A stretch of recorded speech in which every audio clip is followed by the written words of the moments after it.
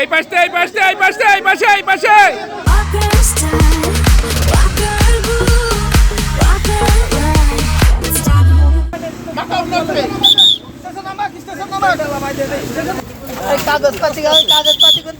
আনুমানিক 10:28 সময় আমাদের কাছে ফোন আসে যে আমাদের ঝিনাইদহ টেক্সটাইলের সামনে মধুপুর এখানে দুটো ট্রাক মুখোমুখি সংঘর্ষ হয়েছে এবং একজন লোক আটকে আছে।